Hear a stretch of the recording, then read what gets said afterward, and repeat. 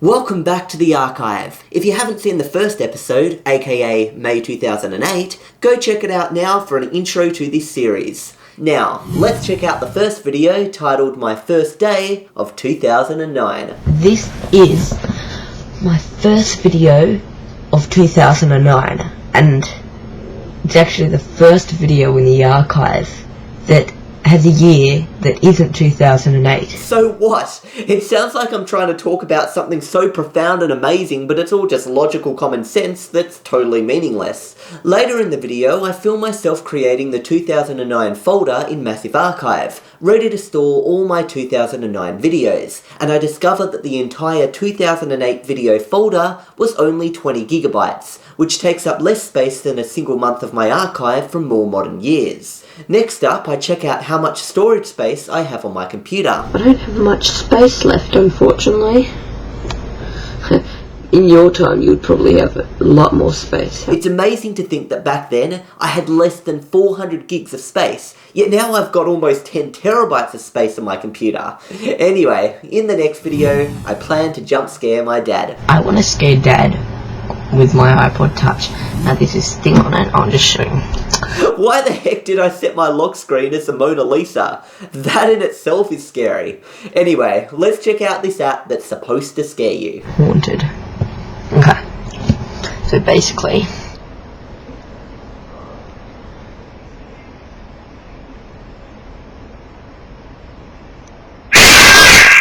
that scared the heck out of me while watching this video for script writing purposes, and I remember my mum almost throwing my iPod Touch across the room when she saw it. So let's see my dad's reaction. now hold the screen like that. Now click tap to continue and watch. Just keep on watching. Did that scare you? Yep, that's typical. Jump scares never scare him. 2 days later, Nana and Grandpa come over for lunch, and the first thing my mum says to my Nana is the weirdest greeting I've ever heard. Hey Mum!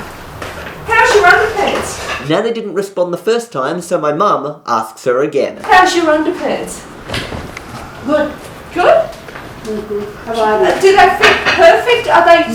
I honestly would feel quite embarrassed if the first greeting I got from somebody just before eating lunch was, "How's your underpants?" And as much as my Nana tries to move on from the conversation, Mum continues to talk about underpants. Did you know I've got the same ones on, except, smaller. Did you? Except look, I've got the same ones. They're very nice. Same as you. Thank goodness I didn't film my mum pulling down her pants to show off her undies. I mean, seriously, you don't need to show people your undies, especially before lunch. Later, Grandpa tries to sound current by talking about the internet. How is your plan going with all this stuff? With all what? How, your gigabytes that you buy? Hey, at least he's trying to speak to us, because apparently Nana doesn't talk to him anymore. You remember to us. I'm going to. Huh? I'm going to. I ask a boy, I don't talk to you. Although she sometimes called me Philip, I was mostly referred to as the boy, and back then, Nana's accent often made me laugh. No matter which one is. And to make matters worse, I sucked covering up when I laugh. I've got something in my throat, I choked. The fact that I made such a big deal about getting something stuck in my throat practically proved that I was trying to cover up the fact that I was laughing at what she said. Next up, my grandpa and mum discuss us potentially getting a new 26-inch TV to replace our current early 90s TV. You can get a great 26-inch to 32-inch now under $1,000. What's 26 inch about that big or something? Yeah, when you do it on the diagonal. That one there, that wouldn't be Old much one. bigger than a 20-inch or something. If you've got a... A tape measure? Yeah. And now you're about to see how bad my mum is at working out how big TVs are. 48, 49. I mean, You're doing 49 centimetres. which is, how many inches is that? 7 inches? A 24-inch. It's 12, it's Wow, that's way off. Time for the expert to come in. about a 19-inch. You know, a 26-inch Why would you have something that big though? would be that big. Back then, she thought 32 inches was way too big, and yet today, she has a 55-inch TV. I'd do you a real good one, a Panasonic or something, for about $800. Shit. It collapsed in price.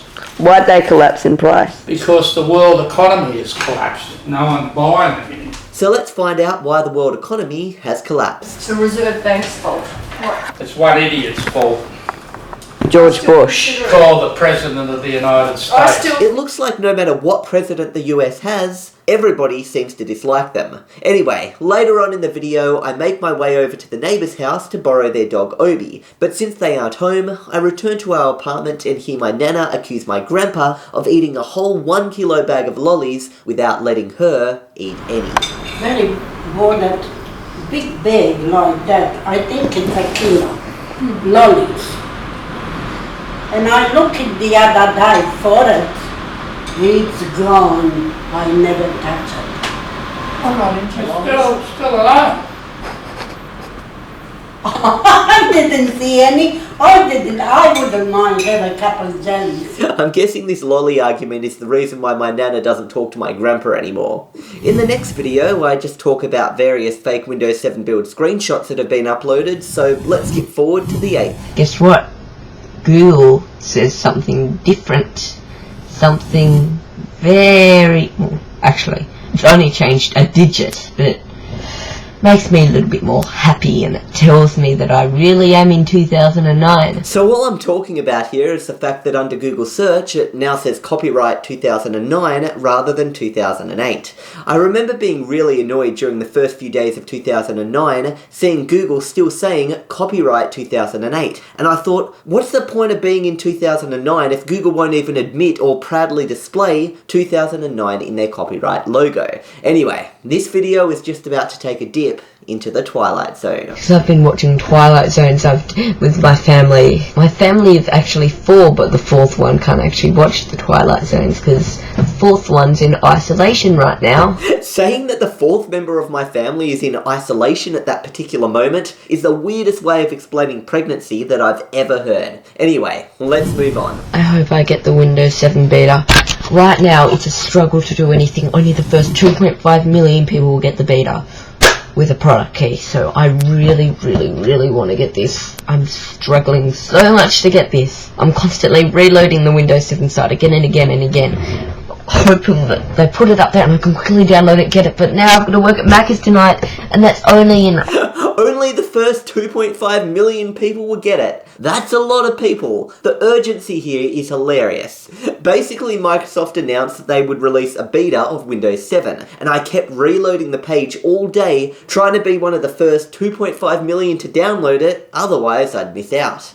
I mean, how many people in the world were really that eager to be unpaid beta testers? Funnily enough, there must have been a lot, because Microsoft's servers crashed due to everyone trying to be in the first 2.5 million. So they ended up removing the download limit so people wouldn't be so eager and their servers could come back online. The next day, I ended up downloading the Windows 7 beta, and I got my official Windows product key and so on, but oddly enough, the next video was just me talking about how I successfully downloaded and installed the beta, but I don't actually show it off. And the video after that is just me talking about my excitement for jailbreaking my iPod Touch 2nd generation when a jailbreak finally becomes available. iPod Touch 2nd generation has almost come out. It's gonna come out soon, because I saw a thing on the dev blog, Chronic Dev blog, that they're saying they've found an exploit, and you slot it into the back here.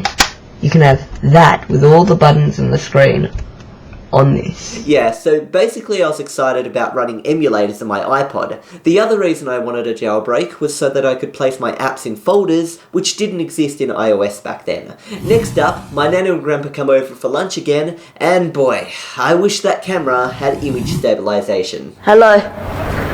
G'day, mate.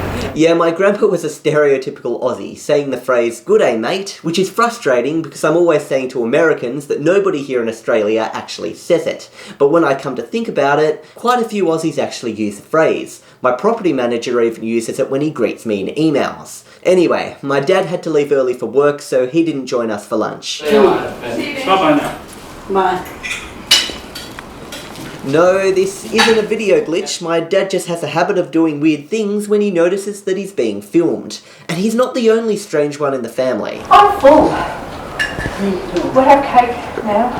Yeah, very logical. Everyone is full from eating, so let's eat some cake. Although after the way my nana describes the cake, I'm not sure I want any. Mum, have a look at this cake, whether you like to have some or not. It's very soft and very nice.